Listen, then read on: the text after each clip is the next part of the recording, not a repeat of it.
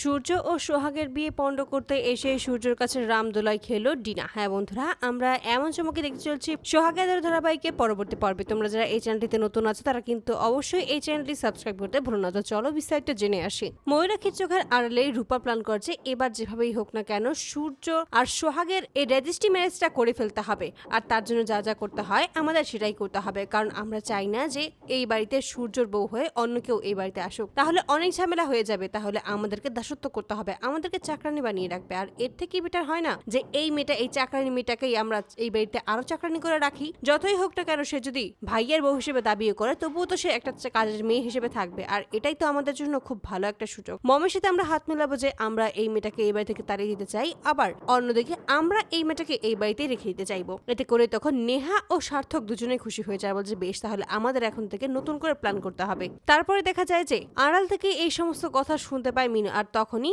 ডিনাকে phone করে সবটা জানিয়ে দেয়। এতে করে ডিনা আরো ক্ষিপ্ত হয়ে যায় এবং সমস্ত কিছু লন্ডভন্ড করার জন্যই চলে আসে মল্লিক বাড়িতে। সেখানে এসেই তখন সূর্য ও সোহাগের মুখোমুখি সে দাঁড়ায় এবং সোহাগকে আচ্ছা মতো ধুলাই করতে থাকে আর বলে যে তোমার সাহসী করে হলো একটা চাকরানি হয়ে, একটা কাজের মেয়ে হয়ে তুমি এই বাড়ির বউ হওয়ার স্বপ্ন দেখছো এবং রেজিস্ট্রিও করে ফেলেছো। এতে করে তখন সোহাগ অবাক হয়ে যায়, বলছে কি সমস্ত বলছেন আপনি ডিনা ম্যাডাম? আমি কেন নিজে রেজিস্ট্রি করাবো, আর কার সাথেই বা করবে? আমরা তো অন্য কাজে গিয়েছিলাম, আপনি কোথাও ভুল বুঝছেন, আপনার ভুল হচ্ছে, আমরা এমন কোনো কাজ করিনি। ঠিক তখনই ডিনা বলে যে খবরদার, তুমি আমাকে আর একদম মিথ্যে কথা বলবে না, তোমার মুখে মিথ্যে কথা মানায় না। তুমি সবসময় এত মিথ্যে কথা বলো যে এতে করে আমার সমস্ত কিছু শুনতে শুনতে বিরক্ত হয়ে গেছে। তাই তুমি দয়া করে আর কোনো কথা বলবে না, আমি তোমার কোনো কথাই আর শুনতে চাই না। তবে তুমি একটা জিনিস মনে রেখো, সূর্য শুধুমাত্র আমার আর সূর্য আমারই থাকবে। এই বিয়েটার কোনো মানেই হয় না। এই নিয়েই যখন সোহাগের হাত থেকে ওই কাগজটা নিয়ে নেয়, ঠিক সেই মুহূর্তে সূর্য সেখানে আসে এবং ওই কাগজটা ছিঁড়ে ফেলার আগে ডিনার হাত থেকে ওই কাগজটা নিয়ে নেয় সূর্য নিজের কাছে আর বলে যে খবরদার ডিনা, তুমি এই সমস্ত কাজ একদম করবে না। সোহাগ আমার আইনত স্ত্রী, তাই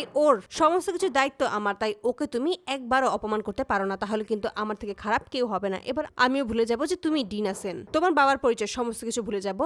আমি আমার স্ত্রী রক্ষা করার জন্য সমস্ত কিছু করতে পারি, তাই তোমাকে শেষবারের মতো সাবধান করছি। তো বন্ধুরা, তোমরা কি চার জন্য এবার এভাবে সূর্য ও সোহাগের বিয়ে পণ্ড করতে এসে যেন সূর্যের কাছে রামদোলাই খায় ডিনা? অবশ্যই তোমরা তোমাদের মতামত কমেন্ট বক্সে জানতে ভুলবে না। ধন্যবাদ।